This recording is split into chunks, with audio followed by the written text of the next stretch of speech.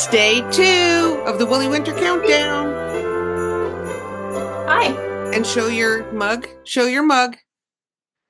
Don't get your tinsel in a tangle. I hated tinsel. I hated tinsel. It's not, in the 70s, it was a thing. Like everyone had tinsel. And if you live in the Rocky Mountain West, it is very arid and dry, and static electricity and tinsel are a really bad combination. Well, just the house. So my mom was a tinsel addict, and just the house would be enough to dry everything out and make it stick to you like crazy. We were not allowed.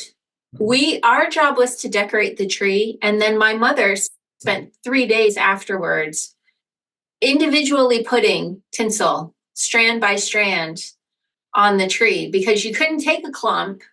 You had to align it along each branch. And she was a massive tinsel fan. You couldn't just get a rock and throw it on there.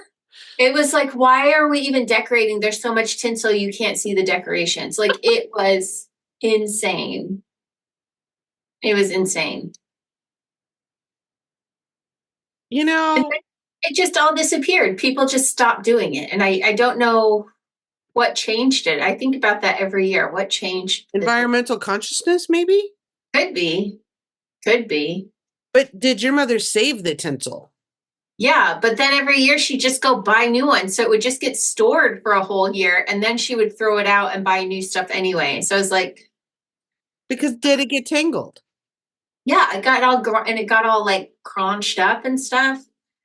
But every year she would want to save it. And then when we'd get it all out again, she'd be like, oh, we'll just go buy more. It's like 10 for $1 or whatever, So speaking of saving things, we are in the process of helping an elder move. And Will, my husband, Mr. Purl, his name is Will. He's the 7th of 8 children. So, and he's a little bit older than I am. But the point is, because there's such a big family, his oldest sister is definitely old enough to be my parent, right? Uh-huh. So that means his mother, and she is still living, she is in her late 90s. But so she is of that generation from the Depression. Like you save everything. Everything. So we have been cleaning out some stuff, and we have found, so she had a real affinity for like cutting magazine articles out, things that were interesting, and then she would save like all the little clippings, right? Yeah.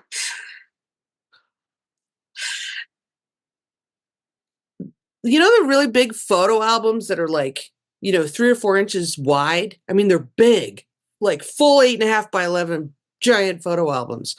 I think I found 5 or 6 of those full of recipes that have been like, you peel the thing back and put the photo on and then it sticks. Uh-huh. What's that stuff called? Like vellum? Is that what it is? I don't know I know what you're talking about, but I don't know. There was a whole one that was just Bisquick recipes. When we were in the Philippines, when we moved back from the Philippines, I decided I did not want to waste space in the storage truck with all of my cookbooks. When really, for a lot of them, I only used 1 or 2 recipes out of the cookbook. Right. So I went through and typed them all up. Mm-hmm. And some of them, because we live in the modern day and age, I was able to find them online. Yeah. And just copy and paste them. So I have a binder like that wide, of like a 3-inch binder with the drop-in plastic sleeves. Oh, sure. That are like all of our family recipes. And that was like the best gift I ever gave myself, because I just know they're all in that one thing binder. Yeah. Yeah. And I can just go there and it's all in plastic and whatever. And it's like everything we love is in that one binder. Yeah. And I don't have to have like 40 cookbooks or whatever. I mean, that's an over exaggeration, but you know what I mean? Well, yeah. Instead of this much space, it's this much space. Right. Well, and when you're moving back from overseas, that's certainly a consideration. Yeah. So, but that's very elderly, different from saving all the recipes just in case you might use them someday. And I feel like we don't 40 years ago, 50 years ago, you don't have access to these things again necessarily. If it's printed in the paper one time, you might never see that recipe again. So I guess I can kind of understand. Oh, yeah. But at the same time, like if you haven't used it after 5 years, Or maybe 50. maybe you're not going to use it. I think it was just a hobby to collect recipes that looked interesting. Yeah. And then, things like just various file folders full of household hints. you know, but it's fun to look through them, and it's interesting. Yeah, And now they're like little time capsules. yeah. Yeah. So, but again, you have to decide, like, do we need this? Do we need this? Like, we're trying to downsize too, because now we're kind of empty nesters, and like, do we need all these? No. You need very little. You Yeah. As I continue buying yarn. Well, I have stashed beyond life expectancy. I'm probably on the verge of that. I think if I stopped, I think I'd be okay. I think I'd get through it. But I really am sort of on the verge. Oh, Ravelry has a thing, by the way, where you can keep track of like how many miles or feet you've knitted by your yardage that you put in for the projects that you finished. And then I think it tells you somewhere in your profile, maybe I'm wrong. Someone correct me if I'm wrong. Like how many feet or meters you've knitted that year. So do you have an average? Like, do you know how much you knit per I year? have no idea. Be able to And calculate your stash life expectancy? there's one thing that I do that helps me keep track of how much I've knit in a year, and that is I take the ball bands and I make a paper chain out of them. Yeah. And then I hang them along my ceiling. And at the end of the year, it just all goes into the recycle bin at once. Yeah. And the first year I did it, I was doing a ton of Fair Isle. And if I even just used some of the ball of yarn, I put the label up. Oh. Well, I realized how silly that was. So at this point, I only do it when I finish the ball. But also, I am doing a master's degree program at the moment, which has cut so far into my knitting time that I have not progressed. So the first year I did it, I think I started in that corner and I got all the way around the room and I was like up to here. Wow. So almost back to the beginning. But again, it was because if I used any of the yarn, I counted it. And then like, I want to say the second year I had like 2.5 walls. And last year I had 2 walls. And this year I think I might get to the end of the one corner. Like that's how dramatic my knitting time's been cut back this year. Yeah. So. Yeah. Well, I hear you. And I went back to school too. And then my mom, I've been helping her more since she had shoulder replacement surgery. And I mean, but that wasn't until August, and school has just been this fall. But yeah, we're both, I'm not a graduate school. I'm still an undergraduate. But it's okay. I might get my bachelor's degree in like 2034. There you go. I feel like, honestly, though, I feel like the undergrad degree, I had to hustle a lot more. Like this is sort of more synthesizing of information and more like research type learning. But my undergrad degree, I feel like I was flat out constantly for. So like, good for you. Like well, you didn't mess around though. I mean, you were in your undergraduate, you were going full time, and I'm not. I'm taking like 1 or 2 classes at a time just because I want to and just because I want to finish. And it's okay. It's not like I'm doing, you know what I mean? I'm not doing all at once. So yeah. And I can afford it anyway. Because, you pay for 1 class at a time and that's that. Yeah. But it's not like I have financial aid. So it's okay. It's okay. So I have another project that is what I'm knitting on as we sit here because it's something that it's my garter stitch project. Oh, that it's just something I can knit on and not have to look at. So like I'm doing my sock stripe. Exactly. Yeah. So it's actually a Hokey Locatelli pattern. Ooh, called Jody. nice. Hers is done in, dyed sock yarn kind of stuff. I actually have, I don't have the natural white. I'm doing it in fin sheep wool. Oh, So I'm starting with the dark, and then this is like a mid, which is a blend of the brown and the natural, and then it'll go to the natural. okay. And it has, you can see like it has just sort of a lace border, really. Oh, that almost looks like a little wavy feather and fan kind of action. Sorta. And so it's just a whole lot of garter stitch. Nice. And then I'll have to pay attention at the bottom. And so, yeah, so that's probably through most of the month. That's our we're podcast talking. knitting. Your podcast knitting. Yeah, that's my podcast knitting. So I'll share progress every now and then. Is that you or an animal, Jana? No, it's my dog. I don't know if you could hear that. He's like itching his back. He's a grumpy old man, and he's itching his back and all over I have a wool rug that he likes. Uh-huh. So he's like itching and, scrubbing his back and stuff. Yeah. Tommy is 13, I think. Oh, man. So open day 1. Open day 1. Okay, Yes. I'll start with Hogmanay box again. Okay. So yesterday we had the Flucra, the natural white. Yep. Today's number 2. Knitted number 2. Nice. Oh, I noticed the colors are reversed on the sticker. Yeah. So I gave Rose, we picked a list of colors, and then we talked about Fair Isle. See, now I don't want to ruin it. Here, I closed it back up. So we talked about Fair Isle and how you can have the background go light to dark and have the foreground color go dark to light. Right. And so we had little talks about Fair Isle, and then they designed stickers for me using those. Good job. Okay, so second color is the Barameel. That's pretty. Which is a natural, light, sort of tan. Yeah.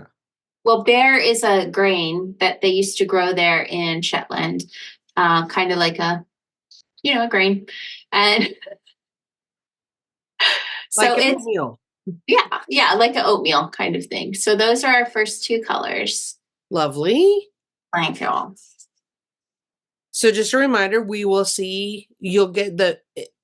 will get the pattern on day 5. And then are you going to start knitting it to show? Yes. Yes, I will start knitting on day 5. So you're going to try to keep up then?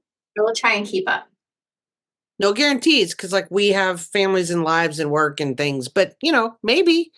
Yeah, well, and we mentioned too, there's days here and there where we have to double up, and so I won't do things. And so here on that note, because I'm stalling for a second while I finish this stripe, but on that note, so I have this Advent kit from Sunshine Yarns, and I'm debating whether starting a project with that or not, or finishing some whips. I'm kind of leaning toward finishing some whips. However, there's a pattern I've knitted twice called the Radvent Throw by Amba O'Brien. And I've knitted that twice. Once I knitted it for my child.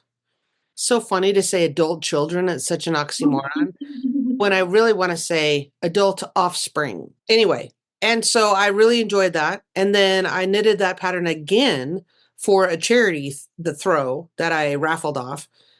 So I'm not sure I want to do that one again. However, the reason I bring it up is because I really like those kinds of things where you knit a square a day or a hexagon or whatever, and then you piece it all together because you can take it with you. It's not like just knitting.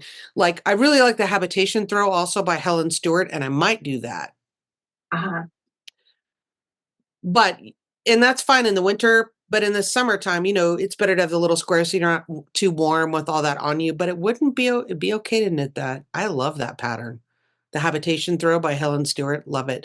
I also just finished a couple months ago, finished the Anthology Throw by Helen Stewart. And that was round and round and round.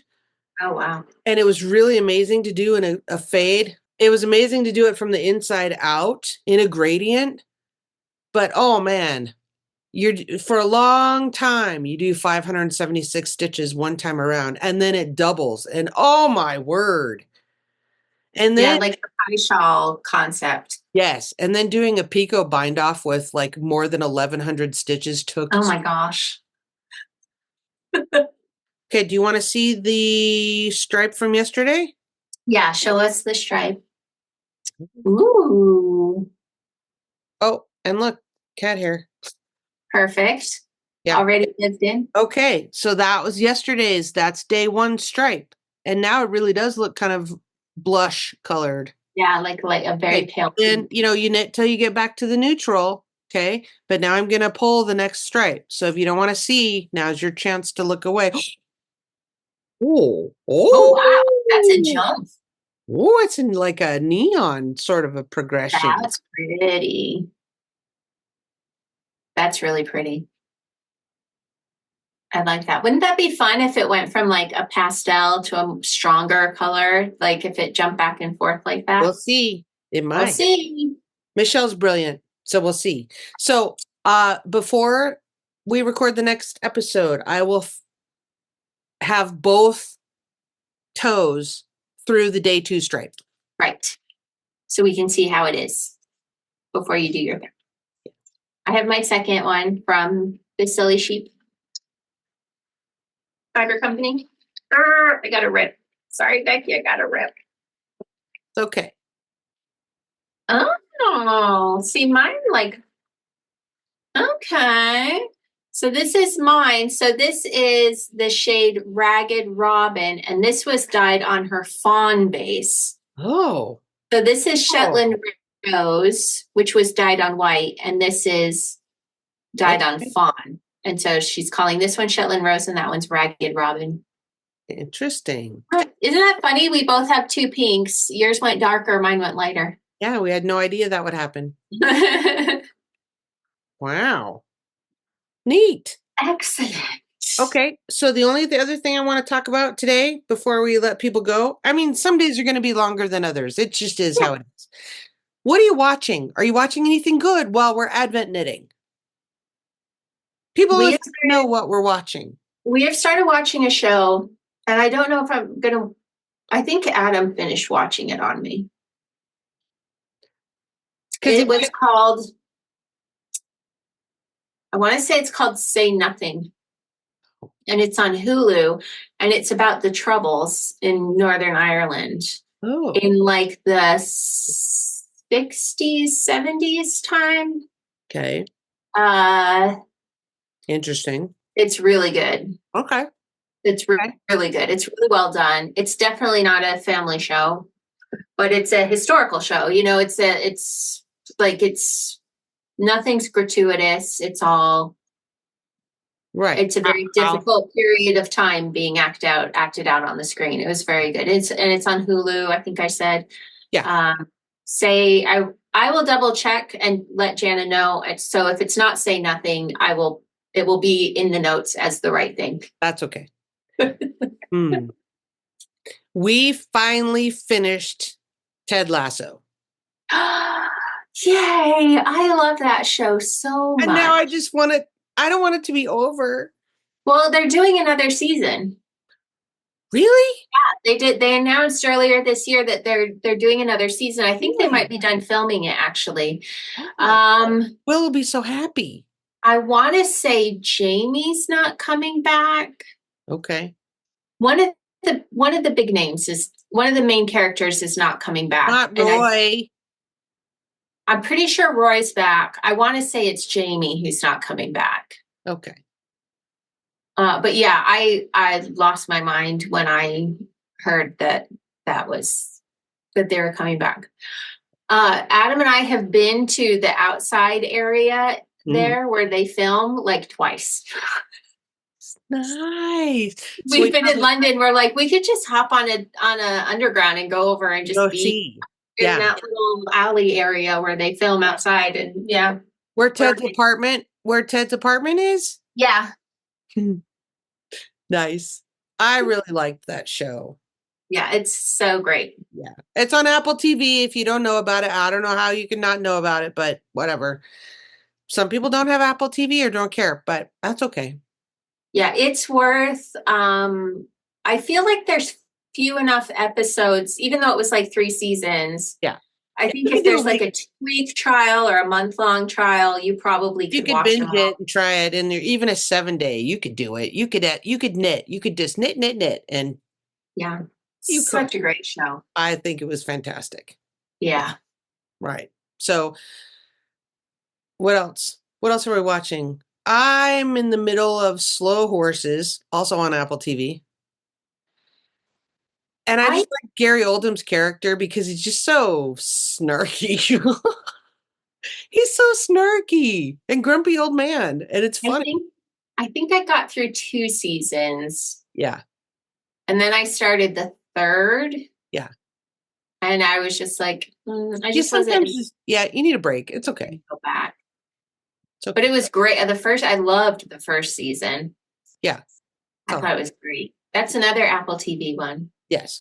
Yes. Yeah. So I started watching the Dune series. That's on HBO Max or Max, they call it now. And I'm like 2/3, like I just started like the other day. The new one that just came out, something prophecy. Yeah. It takes place 10,000 years before Dune, the movie. Okay. But I mean, I feel like there's not much difference. Like if you went back 10,000 years on Earth, it would be very different. Whereas this, I'm like, this all feels the same. Like even the conflicts are pretty much the same. Oh, okay. And I'm like, okay. But anyway, so I'm just like ignoring that part of it and just following the story, basically. But yeah, that one's been really, I'm 2/3 of the way through the first episode is also. That's funny. That's really funny though. Okay. Yeah. Last night I binged with my youngest is home from college and she loves Miss Piggy. And in like 2015, I want to say they did a Muppet show that was sort of like The Office where they were like filming the Muppet show. And it's called The Muppets, the series, I think. And I forget what channel it's on, but it's delightful. It's funny and it's. And now I have that in my head. Dun dun dun dun dun dun dun dun dun dun dun dun dun. Dun, dun, dun, dun, dun, dun, it's crazy because as you watch it, you're like, oh, the Muppet Show has always sort of been The Office because it's always the backstage of it, you know? I love the Muppets so much. But the premise of this one is Miss Piggy has a late night show. And so that's the show they're putting on, but you're still getting like all the but it's set in like a modern TV type setting. So they're at table reads and stuff like that. Who's your favorite Muppet?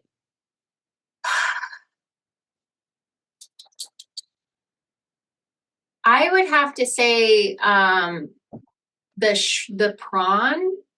The prawn, he's a newer one. You know the one? I think so. Really? Okay. I think he is hilarious. That's so funny. I think for cuteness factor, in the Muppet Christmas Carol, there's the little bunny that is like singing. Early on, he's singing a Christmas Carol, and then at the end, he's the one who goes and gets the turkey to take to the Cratchit's house. And I think he is the cutest thing ever. And I was telling my oldest about it the other day, and they broke the news to me that puppet was misplaced at the end of that filming. Really? And they have no idea what happened to him. Like, did someone take him home? Did he end up in the trash? No one knows what happened to that Muppet. The bunny? The bunny, the little bunny. I think Animal took it. You know the thing about Animal loves bunnies. Bunny! And you remember? I think Animal has the bunny. That could be it. I love Animal. Animal and Grover are my top 2. Nice. Grover was always a favorite too. Grover goes.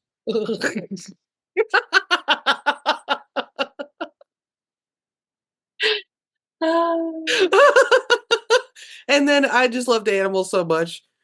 Bunny! I'm so easily entertained. I just love think, the Muppets so much. I follow some dude on, I don't know if it's Facebook or Instagram, that does Muppet history, and there'll be little clips of Muppet. It's so funny. oh, you got to put a link to I'll see if him. I can find it. It's so Yeah, funny. Anyway. that sounds great. Okay, so for newer viewers that didn't see this last year, because last year you had your sparkly gold curtain thing, and they Yes. didn't see your dude with the hat and the pipe. So tell us about the dude with the hat and the pipe. Oh, okay. So wait, I'm looking the wrong way. I He's know, over because it's here. reversed when we It's record. I reversed. do that all the time. And he usually hangs up here just out of shot, and I moved him over here this year. So this is Renee, and I think the company's called Softhead. Yeah, Softheads. Well, now I'm not gonna be able to hang him back up again. Okay. We were in Barcelona a few years ago, and Barcelona has like different shopping areas where it's just like windy, tight streets that you're in. And there's all these little boutiques and stuff all through. Right. And I was looking for a yarn store, and my husband hopped into this other store that had a bunch of leather goods in it. And they had a whole wall of different animals dressed like this, like with the little dapper hats. And they all had their own sort of look and personality to them. Yeah. And Adam came out of the shop into the street and was like, "Anne, you have to come see this." And so I came in, and he was, and he was hanging there. I'll have to hang him up after. Yeah, good cat. He was hanging there. And so he came home in our suitcase from Barcelona. So his name is Renee. He has a name. And yeah, he's my dapper little sheep man that hangs And he's on my wall. leather. He's leather. No, he's wool.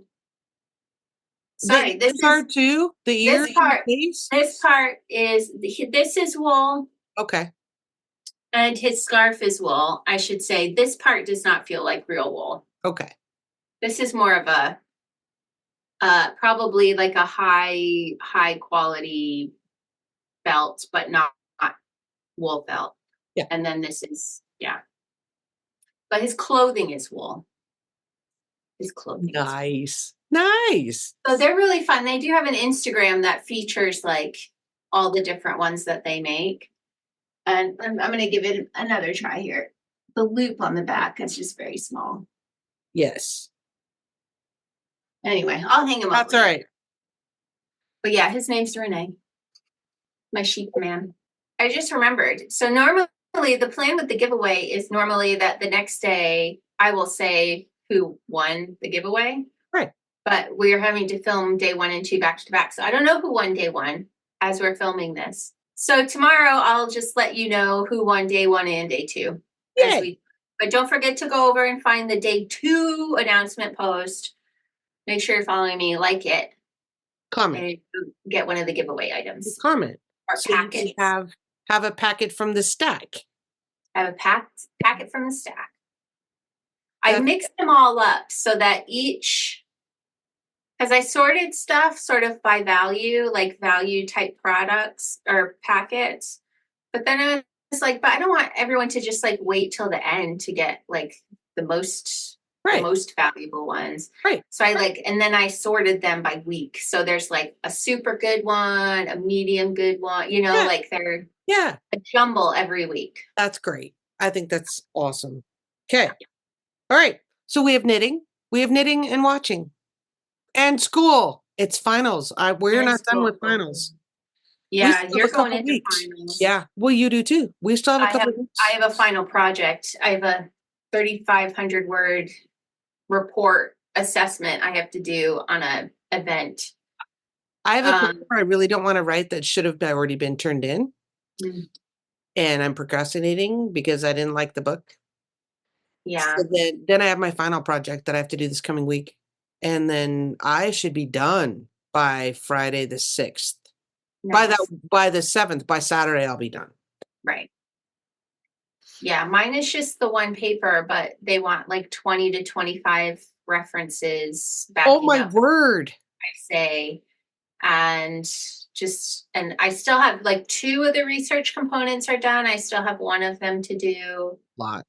And yeah, so We'll get there. Jana and I are going to be kind of manic for like 2 more weeks into this, and then we'll be able to relax and just enjoy the rest. Yeah. Then we'll be able to, after about the 10th, we'll be able to enjoy the rest of the holiday season. Yeah. Well, mine's the 14th. So I have until the 14th to go get increasingly crazy every time we log in to talk. Okay. Knit, knit, knit. Sounds good. I'll see you tomorrow. Bye. Bye, everybody.